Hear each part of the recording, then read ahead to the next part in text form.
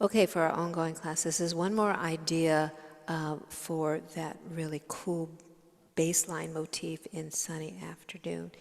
I'm just adding a little bit of flash to what we're doing for two measures over the D minor chord. It sounds like this. And I have a low G on my ukulele, so that makes all the difference in the world. I don't think this is going to sound quite as cool if you have a reentrant tuning. So this is the bass line. So I'm adding the A string, the open A string, a sort of drone, and toggling back and forth. So now I'm using my thumb to pluck on the G string, and I'm using my ring finger to pluck on the A string. So I'm doing this.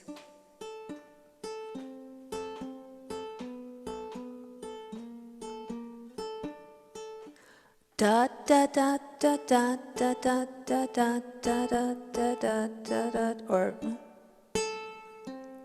there's different ways of doing this.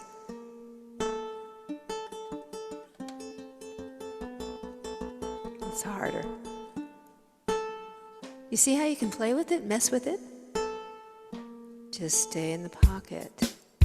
Let's try it. 1, 2, 3, 4. Just back and forth. A little more complicated.